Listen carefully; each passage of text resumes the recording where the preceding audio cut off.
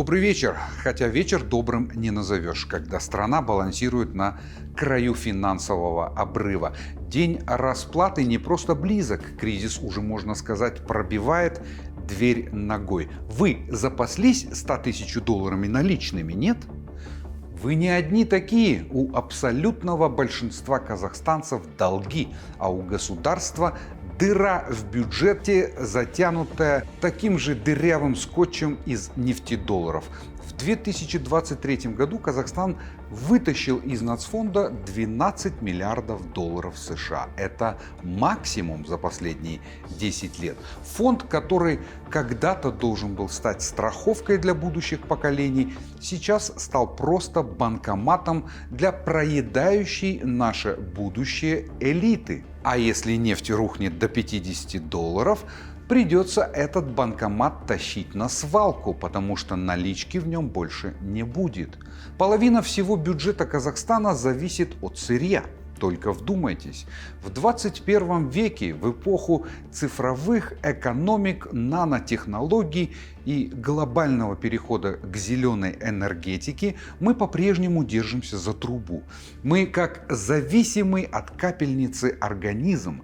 20 лет говорят о диверсификации экономики, но по факту это все та же нефть, те же металлы, то же зерно, которые мы гоним за рубеж. Почему?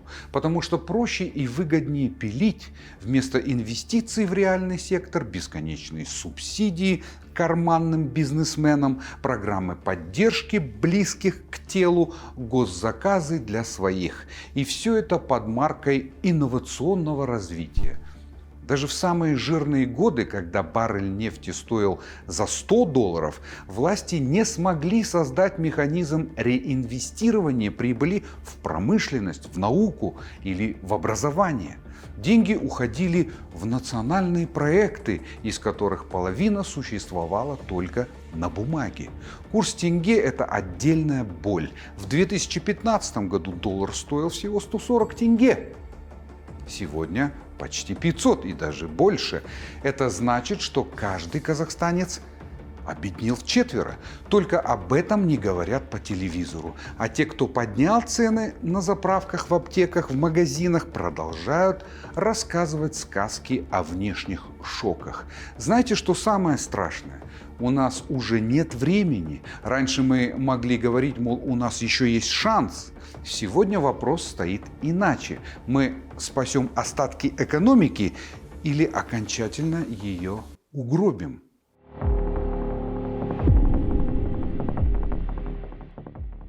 Санкции против России превратили Казахстан в серого посредника. Через нас идут поставки, которые в нормальной обстановке считались бы контрабандой. Переупаковка, реэкспорт, логистические хабы – все это красивые названия для грубого обхода санкционных режимов. ЕС и США уже не раз заявляли, Казахстан рискует попасть под вторичные санкции, и тогда наш хрупкий экспорт, наш банковский сектор, наш логистический бизнес могут быть парализованы. Мы балансируем на краю, а теперь добавим Китай. США повысили пошлины, Китай замедляется, а это значит, что будет падать спрос на наши металлы, на нашу нефть, уран, а другого мы предложить не можем. У нас нет IT-экспорта, нет технологического производства, нет собственной электронной промышленности. Федеральная резервная система США держит ставки высокими, а это значит, что инвесторы уводят свой капитал из таких стран вроде Казахстана. Потому что рисков у нас много, а гарантий никаких. За 2023 год прямые иностранные инвестиции в Казахстан упали на 25%. Это катастрофа. А что творится сегодня, точно не скажет никто. Мы между двух огней: быть с Россией, а это санкции, надеяться на Китай или Запад, а это значит дождаться рецессии. А свое за 30 лет мы так и не построили.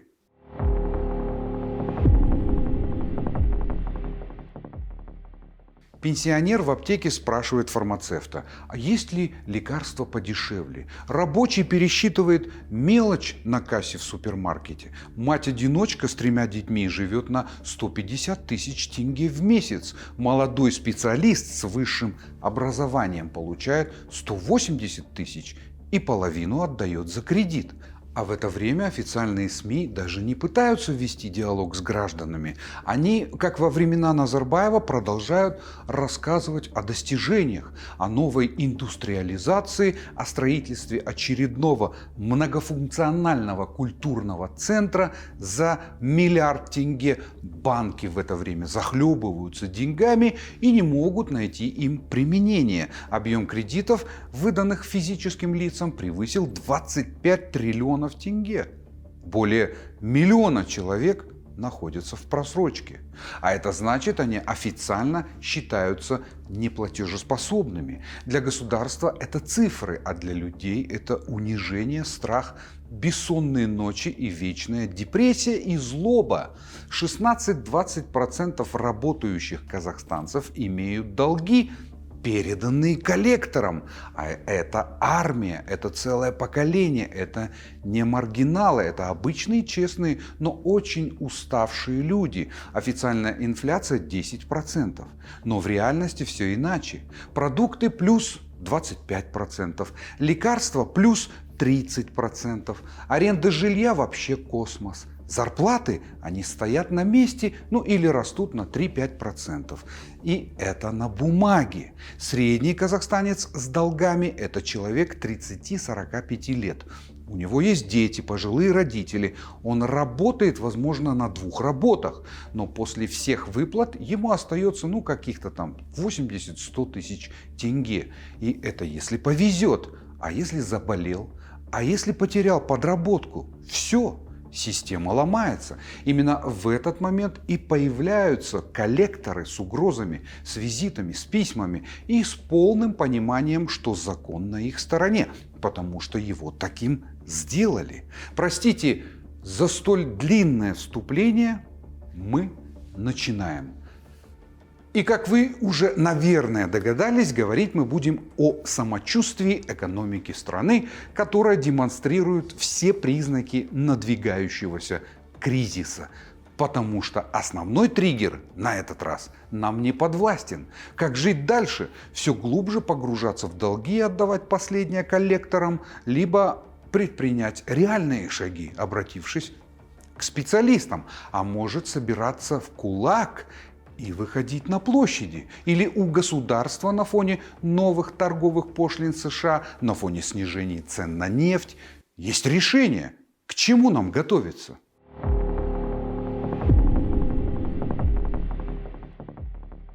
Я считаю, что, скажем, наши финансовые власти, наши политические власти, то есть, в принципе, правительство, должно готовиться к достаточно серьезному кризисному сценарию, вот, разрабатывать какой-то план, как они будут поддерживать экономику, как они будут поддерживать бюджет с его бюджетным дефицитом, с его дефицитом, и как они будут поддерживать одновременно при этом рассыпающуюся финансовую систему, которая как раз-таки снова окажется, может быть, на грани какого-то коллапса. Боюсь, этого сценария избежать мы не сможем. Финансовая подушка есть? В принципе, есть.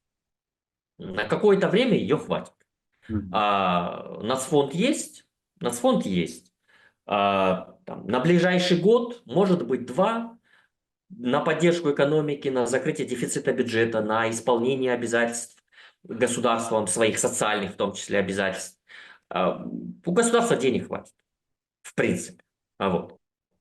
При этом, если оно, конечно, не включит мозги и не начнет делать что-то другое, да, а не просто переждать этот кризис, то, ну, я боюсь, эти ресурсы исчерпаемы, и исчерпаемы они достаточно быстро. Тут поэтому, собственно говоря, мало что сделаешь. Делать надо было там 10-15 лет назад, а сейчас уже поздно. Мы сейчас находимся, мы сейчас потихонечку вот втягиваемся вот в эту вот воронку катастроф, в которую затягивает, надо сказать, весь мир. Вот. сможет мир отступить от края вот этой пропасти? Большой вопрос. Боюсь, что нет. Вот. Но нам остается только надеяться на лучшее. Знаете, что самое, если можно так выразиться, забавное в этой ситуации? Что у банков-то денег ну просто завались. Их достаточно, чтобы не оказаться в долговом кризисе. Но станут ли банкиры помогать людям пережить трудные времена? Но вообще на самом деле все ли так хорошо? Как дальше будут развиваться события? Долгового кризиса как такового на сегодняшний день в Казахстане нет и пока что не предвидится. Сказать, что у нас какие-то большие проблемы с долгами, их по большому счету нету. Да, перспективы не очень светлые, это правда. То есть, ну, если вы прокладываете вектор в будущее, да, исходя из нынешних составляющих, то заглядывая немного дальше, там, на 5, 6, 10 лет вперед, вы можете предполагать, что да, действительно, нас впереди могут ждать достаточно большие проблемы. Это касается именно, вот, допустим, если мы говорим о кредитах, то мы как раз сейчас говорим о потребительском кредитовании, которое нарастает достаточно серьезно. И это пока не является проблемой. Пока не является проблемой. Но проблемой она может стать. По нашему мнению, проблема вылезет наружу неизбежно, и мы об этом поговорим немного позже в этом же выпуске. Просто когда в государстве, как я уже сказал, примерно 16-20% работающих казахстанцев имеют долги, переданные коллекторам, это критично высокий показатель, отражающий закредитованность населения. А что будет с нами в условиях падения цен на нефть и обесценивания тенге? Падение цен на нефть, обесценение национальной валюты – это, безусловно, проинфляционный фактор. Безусловно. То есть инфляция. Какая она будет, можно только гадать. Учитывая, что у нас впереди повышение НДС, ставок НДС, и подозреваю, что может быть даже не последнее, тарифы на ЖКХ растут, цены на ГСМ растут, они будут продолжать расти, тарифы на ЖКХ будут продолжать расти, сверху все это дело, значит, аккуратненьким ровным слоем покрываем тарифами, ставками на НДС, может быть, покреативят, еще что-нибудь придумают, еще на какие-нибудь ставки поднимут по налогам, вот, и вы получаете вот такой вот комбо, когда вот страна будет пытаться опираться на собственные силы. То есть это сценарий довольно серьезного экономического шока. Это то, о чем я говорю с самого начала этого года. Нас ждет сценарий экономического шока. Вот. И мы потихонечку вот в эту вот воронку нас вот потихонечку сейчас затягивает. А как будут чувствовать себя наши граждане, которые не имеют больших накоплений, которых большинство и которые полагаются только на зарплаты? Понятное дело, это снижение уровня жизни населения, потому что ресурсов для поддержания этого уровня жизни у нас просто-напросто может не оказаться. Вот, если нефть окажется дешевой, то есть ни в бюджете денег не будет для индексации пенсий, для индексации зарплат, для повышения этих пенсий, зарплат. На реформы деньги резко кончатся, на модернизацию инфраструктуры деньги сразу же кончатся. Придется думать о том, что где, как резать. Пойдут сокращения, пойдут увольнения. Вот. А это уже опосредованно ударит как раз-таки по банковской системе, где вполне возможно может пойти вал неплатежей. Прежде всего по потребительским кредитам.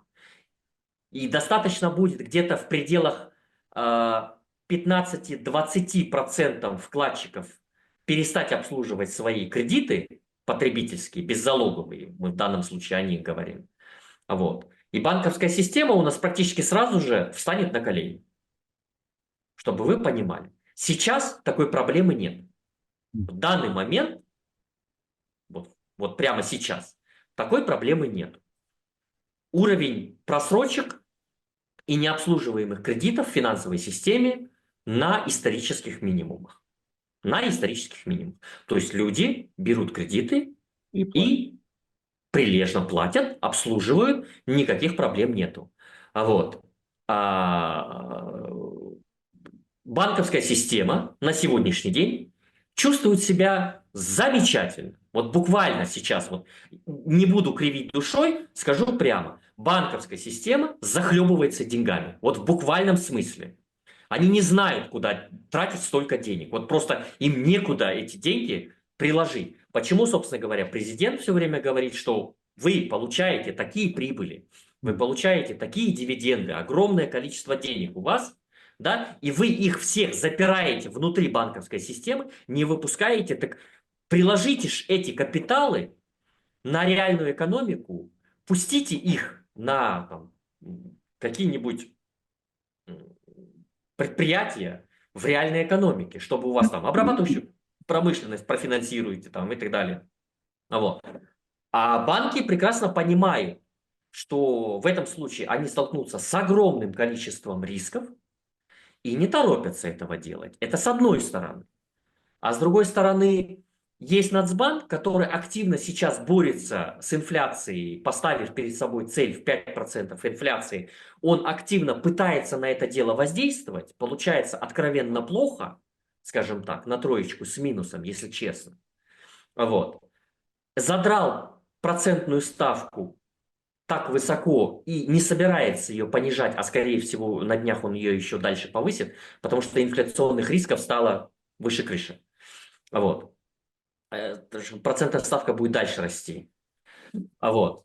Почему? Потому что инфляция разгоняется. По итогу марта мы получили 10% инфляцию. Если в апреле, по итогам апреля, этот процесс продолжится, то есть если Нацбанк уже сейчас наблюдает постепенное разворачивание инфляционных процессов, если он будет продолжать это делать, то ставку он будет продолжать повышать. Это вот примерно такой же сценарий, только, правда, по другим немножко причинам. Это такой же сценарий, как у российского ЦБ, который только завидев небольшое ускорение инфляции, начал ее задирать аж до потолка. И сейчас она у них там сколько там, 21-22%.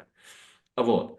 И у нас примерно тот же самый сценарий. То есть вслед за повышающейся инфляцией Нацбанк будет пытаться таргетировать ее и повышать ее опережающими темпами. Так что если инфляция сейчас ускоряется, то Нацбанк, скорее всего, будет продолжать повышать процентную ставку. Это приведет к тому, что и без того дорогие кредиты станут еще дороже. И возникает проблема. Правительство давит на банки. То есть президент давит на правительство и на Нацбанк для того, чтобы банки, то есть в свою очередь Нацбанки и правительство давят на банки, говоря, что смотрите, сколько прибыли вы получаете, да, там пятерка главнейших банков за все это время, по-моему, по итогам 2024 года, там на пятерых получили почти 1 триллион тенге прибыли. Триллион.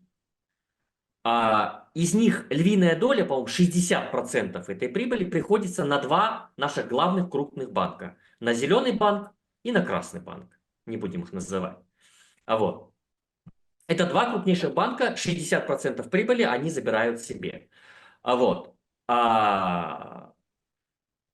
И, то есть в целом в банковской системе огромное количество денег, огромное количество резервов, но банки не торопятся их тратить. Почему? Потому что в реальной экономике сейчас масса рисков, и есть риск их потерять. Это с одной стороны. А с другой стороны, в силу высоких ставок, предприниматели тоже не торопятся брать под такие ставки кредиты, потому что это самоубийство. Брать кредит на развитие бизнеса там, под 20, 22, 25% годовых. Но это рехнуться можно под такие проценты. У тебя маржинальности столько нету. Это ж я наркотиками, наверное, должен торговать, чтобы у меня была такая маржинальность. Ну, нету такого. Ну, хорошо, строительный сектор может себе позволить. Там 100% маржинальность. Сейчас, может быть, чуть пониже, но ребята хорошо зарабатывают, пусть не прибедняются. Они могут себе позволить кредитоваться. Ну, строители. Там, кто у нас еще есть? Ну, может быть, где-то в торговле какие-то отдельные отрасли, внутри торговли. Кто-то тоже может прокредитоваться. В целом мы видим, что малый и средний бизнес кредитуется в банковской системе. Кредитуется. На оборотку деньги берут, там, на еще что-то. Да? Но это очень-очень короткие кредиты, которые быстро взял, быстро отдал. Потому что процент конский на самом деле. Вот. А на развитие именно, скажем так, на проектное финансирование, на долгие сроки, И банк не дает, потому что в банковской системе практически нет таких длинных денег. Вот. Ну, срок депозитов 1 год. Как ты собираешься выдавать кредит по 20, там, на 10, на 20 лет, когда твой срок депозита, то есть твоя депозитная база, сроком на 1 год, в лучшем случае.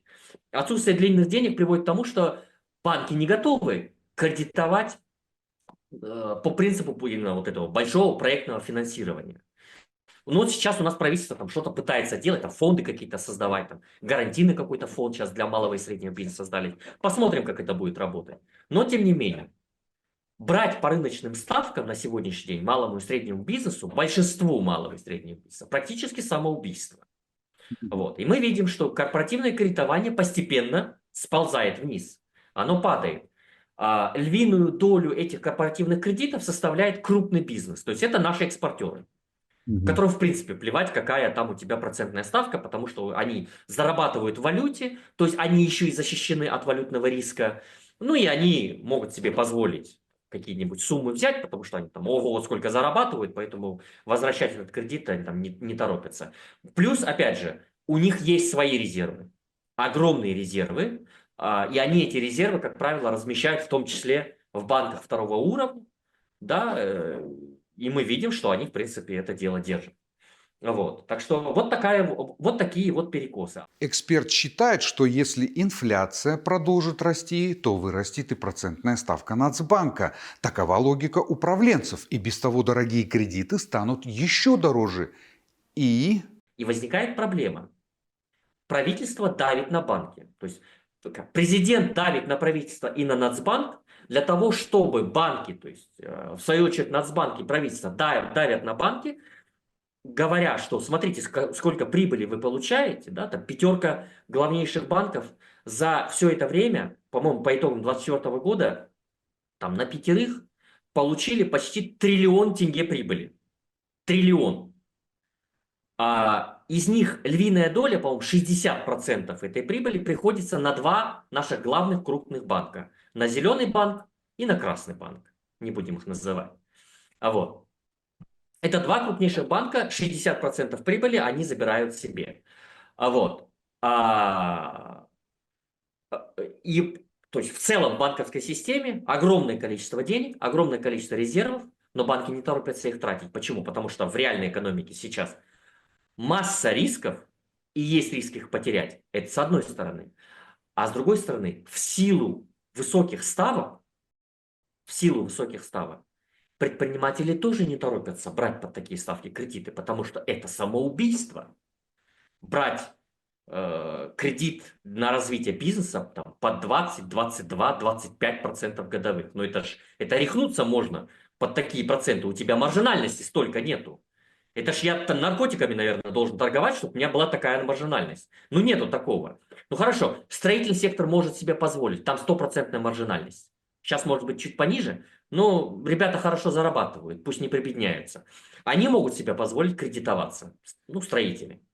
Там, кто у нас еще есть? Ну, может быть, где-то в торговле какие-то отдельные отрасли внутри торговли. Кто-то тоже может прокредитоваться. В целом мы видим, что малый и средний бизнес кредитуется в банковской системе. Кредитуется. На оборотку деньги берут, там, на еще что-то. Да? Но это очень-очень короткие кредиты, которые быстро взял, быстро отдал.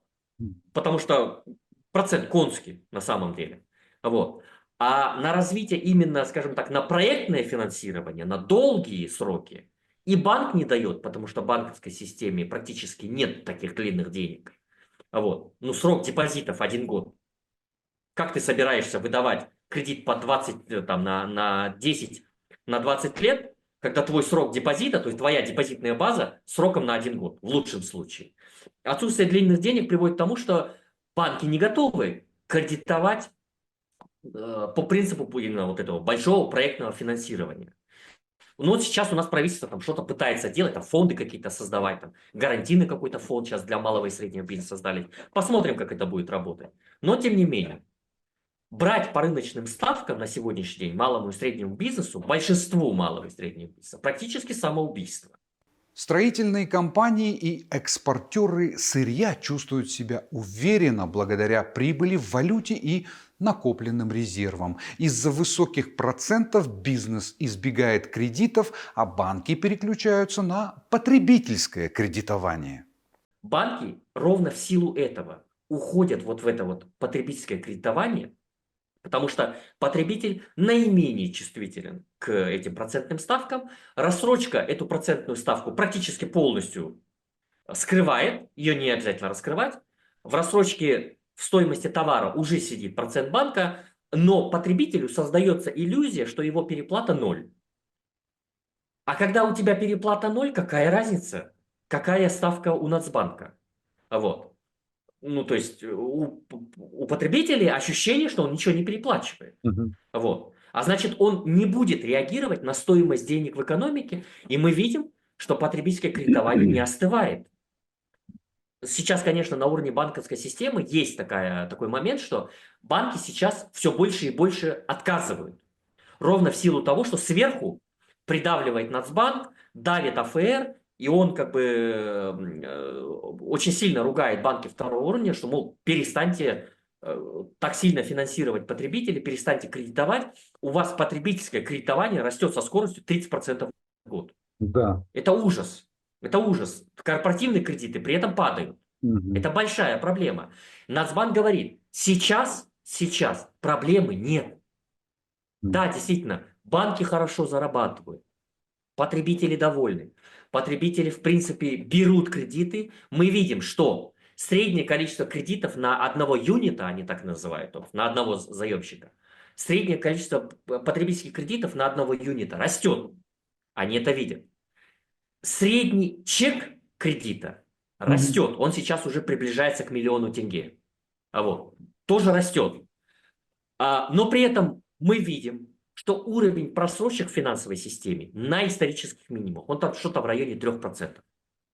Небывалые уровни, при этом банки очень много зарабатывают, большие прибыли, огромные резервы, то есть у них заложенные деньги там лежат в государственных ценных бумагах, там, на депозитах самого Нацбанка, там огромное количество денег лежит. И исходя из этого, Нацбанк говорит, сейчас проблемы нет. Денег завались. Все довольны. Просрочек нету. На исторических минимумах. То есть все отлично. Все замечательно. Проблема в том, что это может вот так вот и в моменте закончиться. Вот именно, потому что экономика, она вообще очень непредсказуемая штука. Ну, кто знал, что американский лидер выкинет такой финт с тарифами? Поэтому любой шок, внешний или внутренний, может привести к очень большим проблемам. Например, снижение заработных плат, падение уровня жизни и так далее. Что в этом случае в первую очередь будут делать потребители? Первое, что перестанут люди делать, это перестанут обслуживать свои кредиты. Это первое, что они сделают. Потому что кушать хочется всегда, кушать хочется каждый день, да, и первое, от чего ты готов отказываться, я перестану платить кредиты, мне самому на жизнь не хватает. Мгм. И вот эта вот волна, вот это вот цунами, которое потом накроет финансовую систему, извините меня, тут штанов не хватит поддержать эту финансовую систему. А когда у вас нефть по 40, то ты из бюджета особо не поспасаешь эти банки-то, извините меня. Вот. И получается, что банк, как бы Нацбанк видит эти риски, и он говорит, что если мы сейчас не примем какие-нибудь меры, завтра это может кончиться катастрофой. Сейчас этой проблемы нет. Но это не значит, что завтра эта проблема не может возникнуть. Она возникнет, она обязательно случится. Она говорит, мы видим, что потребительское кредитование растет, это замечательно. Мы видим, что уровень просрочек низкий, это замечательно. Но это не значит, что при этом вместе с этим не растут риски. Вот на что реагирует Нацбанк. И он как раз-таки пытается превентивными методами принимать различные там пруденциальные нормативы, он там принимает обязательно резервные требования, там контрциклический буфер капитала он там принимает, еще там что-то. Банки громко возмущаются, говорят, что так нельзя, там, это. Но все наши соседи так живут, Казахстан почему-то пошел каким-то своим путем. Окей. Вот, то есть, ну, как бы Нацбанк пытается предпринимать меры еще до того, как что-то плохое случится. И вот мы сейчас находимся в состоянии в том, как раз в том состоянии, когда все вот эти вот риски, о которых мы с вами говорим, могут как раз-таки начать разворачиваться в полную силу.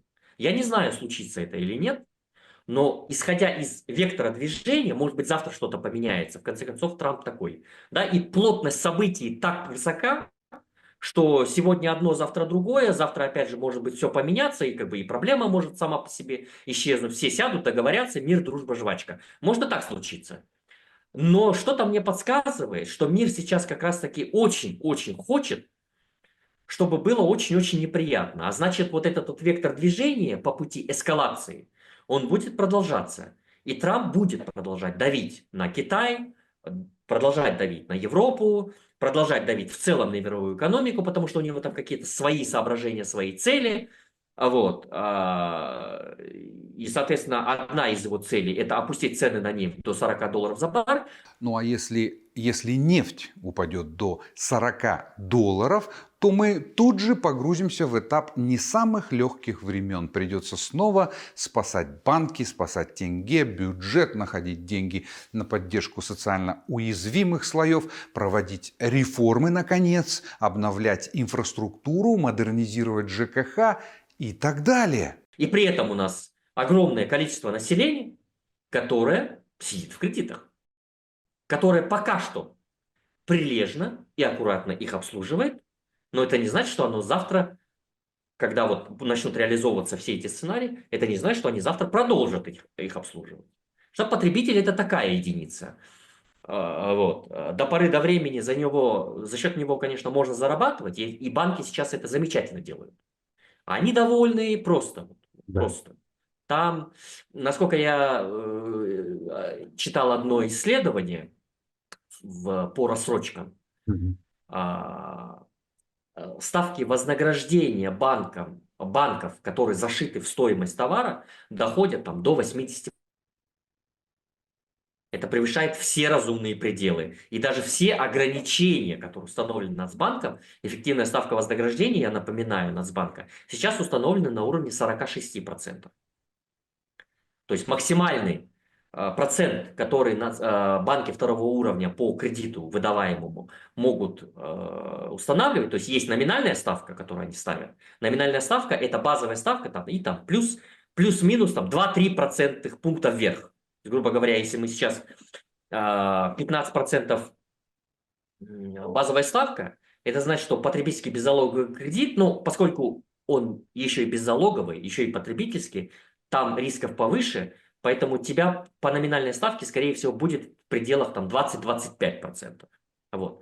Но эффективная ставка вознаграждения, которая в этом кредите заложена, она ограничена потолком в 46%. Выше этого уровня Нацбанк, банк ваш, который выдает вам такой кредит, не имеет права ставить выше ставку вознаграждения. У него просто нет такой возможности. И тут возникла вот эта хитрость. А ведь свою ставку вознаграждения можно зашить в стоимость товара, и это не будет считаться кредитом как таковым. Потому что ты пишешь, что это беспроцентный кредит. Потребитель доволен. Продавец доволен, потому что он таким образом продает свой товар. И банк доволен, потому что он туда зашивает 80% эффективной ставки вознаграждения. Шикарная история. И Нацбанку придраться не к чему, потому что фактически кредит беспроцентный. Понимаете, да? И это замечательная на самом деле история, такая гениальная разводка, я бы это так сказал.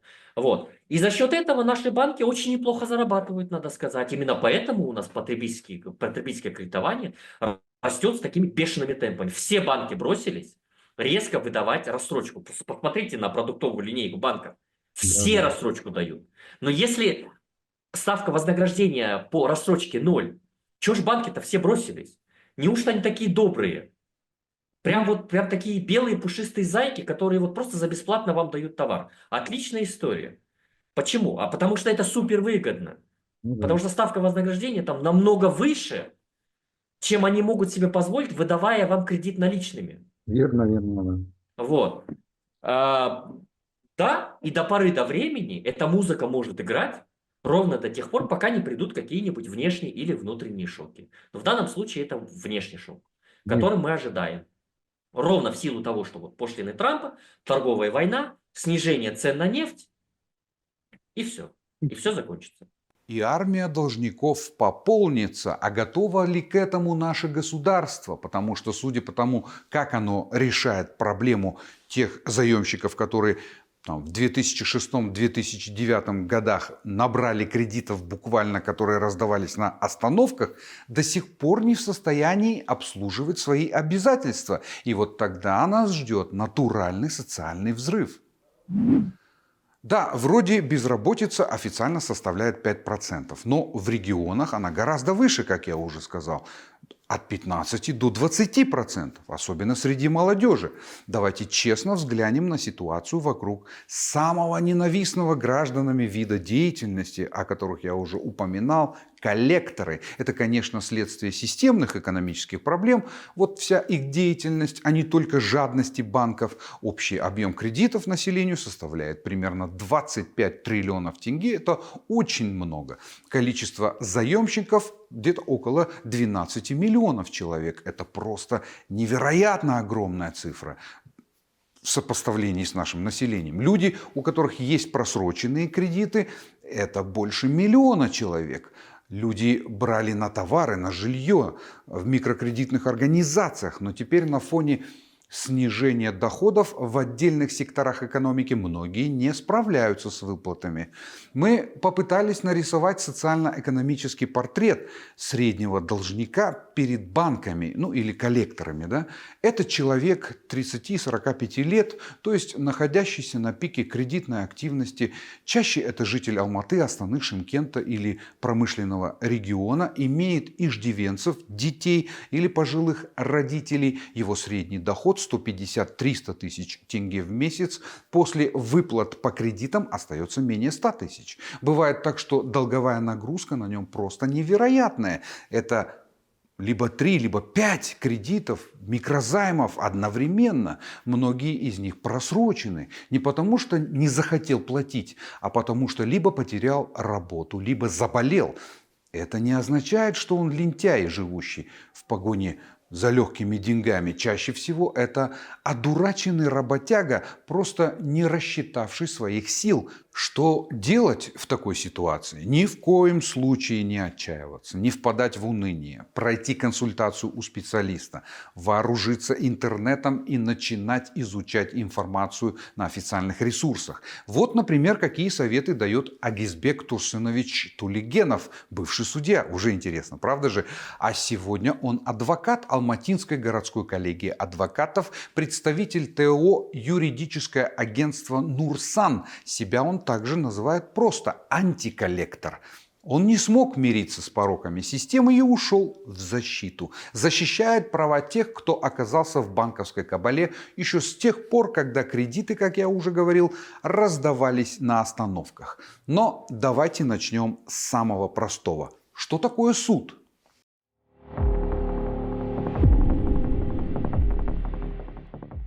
Мы построили, в 2012 году наш президент сказал, что мы построили правовое государство. Так, у нас есть правоохранительные органы, я просто хочу это акцентировать внимание, к которым суды не относятся. К правоохранительным органам относятся органы прокуратуры, полиция, КНБ, но суд не относится к правоохранительным органам. Суд относится к правоприменительным органам. То есть суд не право охраняет, а суд право применяет. Это, если более понятно сказать, суд стоит между государством в лице его правительства, полиции, да, и народом. То есть, если государство где-то что-то злоупотребляет правами народа, суд должен стать между ними и сказать государству, президенту: стоп, ребята.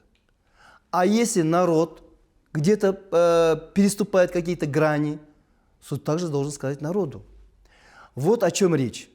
Теперь в рамках нашего законодательства действующего мы обращаемся, то есть там не только мы обращаемся, коллекторские компании обращаются в суды с исками, обращаются к третейским судам, сейчас третейских судов нету, есть арбитражи с 2016 года, обращаются к нотариусам за вынесение исполнительной надписи. Но а мы как бы парируем, то есть мы юристы, мы защищаем права, к которым к нам обращаются граждане, заемщики, должники. Мы в рамках действующего законодательства защищаем их права. Теперь мы не можем защитить их права в нормальном правовом русле. Поэтому мы пошли на такой шаг. Ну, конечно, может быть, я понимаю, что оно может быть неоправданно, но тем не менее, просто, то есть, как получается, как крик души, это, как один судья еще сказал, я понимаю всю бессмысленность моей этой тирады, но мой гражданский долг не позволяет мне молчать. Наберитесь терпения, полезная информация впереди. Давайте сначала разберемся, какие законодательные изменения усугубили положение заемщиков. С 2015 года был введен институт упрощенного искового производства. Это краткое решение, так называемое, без вызова сторон. И, то есть, истец, в данном случае коллекторская компания, обращается в суд с иском, и суд выносит упрощенное решение. Потом это решение как бы никто не находит, сразу попадает в руки, никто не имеет, ну, то есть, поскольку ответчик не знал, он физически не может его оспорить. И сразу попадает в руки частного судебного исполнителя. Кстати, частный судебный исполнитель, по-моему, 2010 года было изменение в законодательстве, потому что раньше были государственные судебные исполнители, институт частных судебных исполнителей, если не ошибаюсь, введен вот тоже примерно 2009-2010. Они свои проценты накидывают и сразу же обращаются к работодателю, там пенсионные фонды, просто человек остается перед фактом, что сразу он должен выплачивать. И в дальнейшем, когда к нам обращаются граждане, мы обращаемся в суды за отменой этого краткого решения упрощенного. Ну, зачастую нам отказывают. До этих пор как бы худо-бедно удовлетворяли. Сейчас мы слышим негласно, что есть указание, что каждое решение контролируется Верховным судом. И его отменить не так-то просто. Хотя в Гражданском процессуальном кодексе есть статья 267 прим. 4. Это целый раздел и целая глава, что оно должно отменяться, потому что здесь нарушаются права. Человек не знает, когда вынесено решение и на какую сумму, и он не может оспорить. То же самое происходит с вынесением исполнительной надписи. Раньше нотариусы не выносили исполнительные надписи. Или они выносили по таким просто, где-то получал образование высшее, не мог выплатить, КСК, пожалуйста. Но дальше пошло дальше. Нотариусы стали выносить надписи. Я знаю, в Алмате один нотариус, который вынесла 100 тысяч надписей. 100 тысяч. И она заработала 30 миллионов на этом. По 3600 тенге, вот посчитайте. И она штамповала эти надписи. Там 10 человек нанял работу, круглые сутки штамповали. То есть понимаете, как нас загоняли в эту банковскую кабалу? Нас судили без нас, подключили нотариусов и штамповали какие-то надписи на дела людей, которые приравнивались к решениям судов. Вы знаете весь ужас ситуации, понимаете, да? Штампиком навешивали на шею человека долг непонятно за что, не выслушав человека, и без суда навешивали долги. Кредит и обязательства по его исполнению – это ведь спорное дело, потому что у человека всегда есть причины, по которым он не смог исполнять своих обязательств. Невероятно, но это факт. Выходит, что суды работают в интересах банков и коллекторов. Я допускаю определенно такое мнение. Потому что в нашем видении на данном этапе суд не становится беспристрастным. Суд становится пристрастным. Он как бы защищает интересы определенной компании. А тогда теряется сама суть суда. Суд – это же третье законодательное. У нас законодательство, у нас по теории разделения властей, Конституция построена на 3 китах. Это законодательная власть, судебная власть и исполнительная власть. Или же 3 ветви государственной власти, которые обязательно сидит суд. Но про прессу говорим, что мы иногда допускаем, что это 4-я власть. Но тоже, опять-таки, увы. Я считаю, что суд в данном случае именно в части, а это определенный слой населения, как вы сказали, как я тоже допускаю, это около 2 миллионов. Закредитованность очень большая. И теперь граждане, они загнаны в тупик. То есть рычаги законодательства и суд не защищает их интересы. Вот где правоприменительная практика. Суд право не применяет, но и защищая интересы определенной компании. Хорошо, вот была история, когда долги людей, которые имели задолженности, например, перед Альянсбанком, при закрытии банка передали эти долги в Фортебанк, потом Фортебанк продал эти долги людей коллекторским компаниям. И вот конкретный случай. У этих людей появился шанс сбросить долговые оковы. Так ли это? И вообще, были у защитников прав этих людей победы в судах? Определенное время были, сейчас идет крен в другую сторону. Это вот начиная, то есть я сейчас сразу говорю, не только Альянсбанк. Конечно, доля должников у Альянсбанка очень большая, но там есть еще и другие банки, банки второго уровня, АТФ банк, Альфа-банк, евразийские банки, автокредиты, также Сбербанк в свое время, сейчас Береки-банк, много. То есть вообще такая система построена, что вообще вот такая ситуация, когда 30% населения, то есть заемщиков не может выплачивать, банк еще может существовать. Но когда переваливает за 30%, банк просто дохнет, ну как лопается. И как у нас, я думаю, что до 30% не дошло. И когда по проблемным заемщикам есть специальная компьютерная программа в банках, она выплевывает на это, на недобросовестных заемщиков, там storniруется долг, и там приостанавливаются платежи, проценты, и дальше идет следующий договор, юридический документ, договор факторинга или договор цессии, и банк передает этих заемщиков, проблемных заемщиков коллекторским компаниям, но себе новых клиентов, потому что ежедневно, каждый день двери банка открыты. И каждый день туда идут люди. И это такая махина, это такой оборот идет. Коллекторская компания получает их и выкупает долги.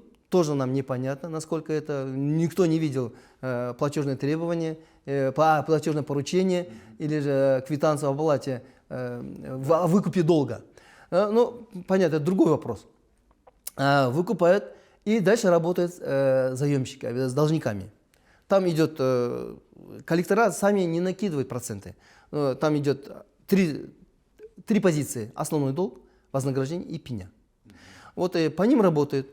Но коллекторская компания – это обычное ТО. Оно не обладает лицензией банка.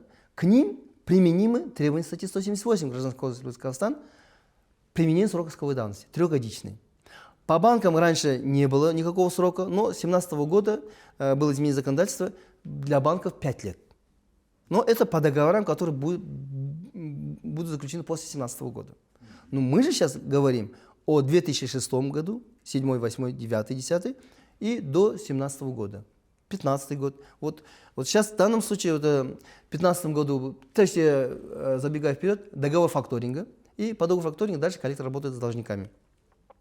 Вот теперь, когда у нас был определенный процент победы, что мы то есть коллекторская компания обращается в суды с взысканием иска, мы же заявляем ходатайство о применении срока исковой давности. То есть 3 года прошло. Например, очень большой процент должников перешел от Альянсбанка в 2011 году, 29 июля, по договору факторинга, это знаменитый договор факторинга, по которому более 100 тысяч или 200 тысяч, даже по некоторым подсчетам 500 тысяч населения наше перешли от банка к коллекторским компаниям.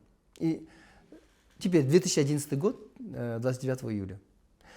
По истечении 3 лет, до 29 июля 2014 года, они имели право взыскивать эти долги через суды, и суды взыскивали иски и удовлетворяли иски.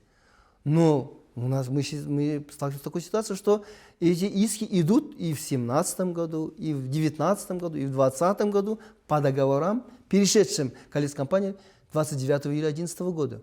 То есть вот что получается. 3 года прошло с момента получения кредита, заемщик не смог исполнить своих обязательств, и вроде как претензии со стороны банка должны быть аннулированы. Но теперь это так не работает. Судьи нашли способ через толкование этой статьи продолжать закапывать людей в долговые ямы.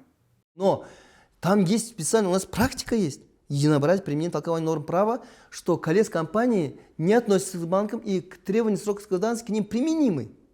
Но местные суды не используют. Они нашли другую статью. То есть это как бы нашли лазейку. Ну как это понимать? Здесь бездействует Верховный суд.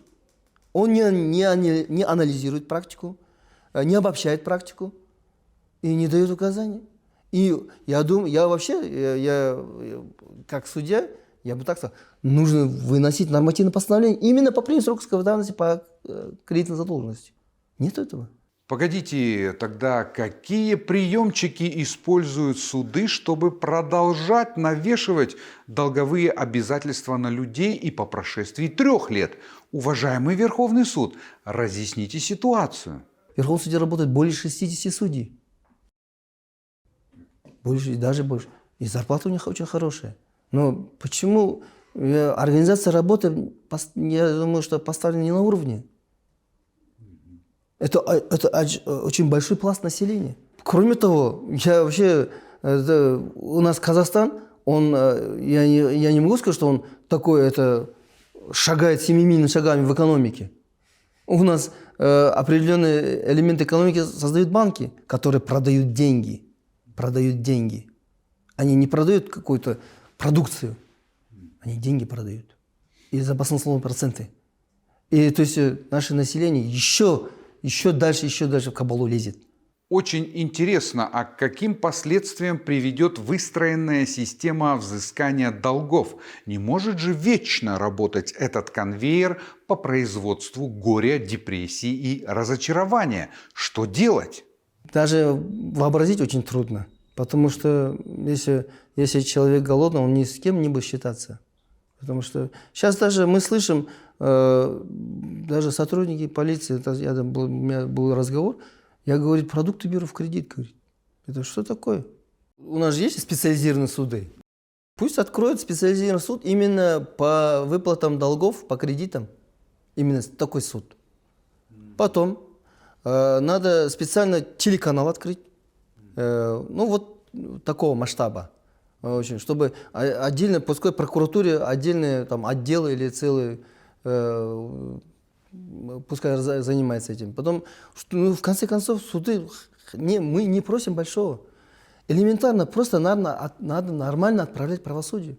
Рычаги законодательства имеются. Пожалуйста. Потом, антимонопольный комитет должен работать. Почему проценты такие? Кто сказал? Кто написал 18% годовых? Кто 26% годовых? Хомбанк, Каспий банк до 40% годовых. Предельная ставка 56% годовых. Кто это написал? Кто это рассчитал? И кто этим занимается? А где антимонопольный комитет? Почему этим не занимается? Никто к нам не обращается с заявлением. А прокуратура, которая осуществляет высший надзор за деятельностью государственных органов. Инициатива своя есть. 5 мер прокурорского реагирования. Это все у нас есть. У нас все есть. Но у нас АДЮ не работает.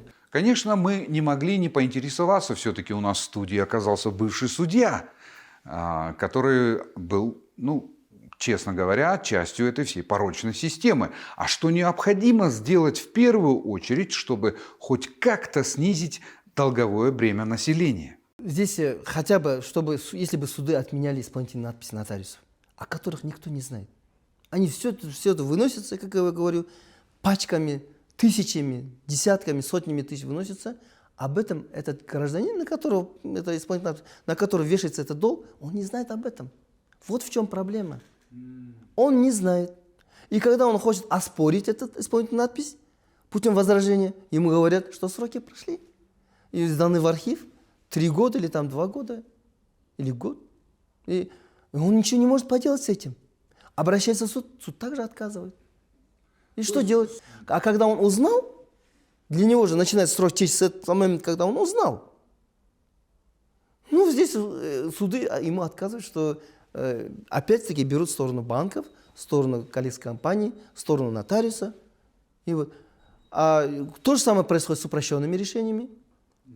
То же самое, говорит, тоже так же сроки прошли. За каждое дело сейчас. И мне одна судья сказала, что есть указание Верховного суда, что мы просто так не можем отменить. Как просто так? Есть требования гражданско-процессуального законодательства, статья 267 прим. 4. Когда лицо узнало, мы это доказываем, мы не можем доказать. Все это закрывает на все это глаза. Теперь и по применению сроков давности опять та же самая история. Там сейчас выносится решение, сейчас у меня конкретно сейчас последняя наша работа. Есть такое количество компаний, агентство по работе с дебиторами, то агентство по работе с дебиторами, или то количество агентство по работе с дебиторами, которое выкупило право долга за Альянс Форте банка 24 июня 2015 года. В тот же день переступило право требования долга другой компании, то специальной финансовой компании «Финанс». И дальнейшее, будучи цедентом, обращается в суд. Там у нас были победы. То есть есть у нас решение, много решений, что суд обратился ненадлежащий истец. Ненадлежащий истец. А потом уже надлежащий истец обращается. А там 23 860 договоров банковского займа. Это 23 860 людей. 23 860 судеб. И только по одной количеству компаний. И сейчас специальная финансовая компания Union Trust сама обращается в суд. По истечении 9-10 лет право требования долга им получено в 2015 году, 24 июня. Обращается сегодня, в 2025 году. И суды удовлетворяют. А мы пишем ходатайство, что сроки давности все прошли. 3 срока прошло. 3 срока давности. По 3 годам, 10 лет, да? 3 срока прошли, говорю. Нет. Суды говорят, количество компаний сроки давности неприменимы, поскольку они получили право требования долга от банка, а поскольку банку изначально не распространяются сроки давности, поэтому количество компаний также не распространяется. Ну надо же, придумали уловку. Раз коллекторы это не банки, то они имеют право судить и загружать людей долгами даже по прошествии 10 лет. Это вы хорошо придумали. Простите, а где наша прокуратура? Наш гость выразил единственную просьбу, кстати, чтобы суды не становились конвейерами по штамповке судебных решений, чтобы находили время и возможность выслушивать каждого должника, чтобы научились находить приемлемые для сторон решения. Пора бы уже остановить вакханалию коллекторов. Или вы, уважаемые судьи, скажете, что у вас нет на это времени. Простите, а как, например, судьи в других странах работают? В США бывает так, что по таким делам один судья лично принимает решение по десяткам подобных дел. Лично. Да, они устают, да, это нелегко, но, простите, они же помнят, за чей счет содержатся и что вершат судьбы людей.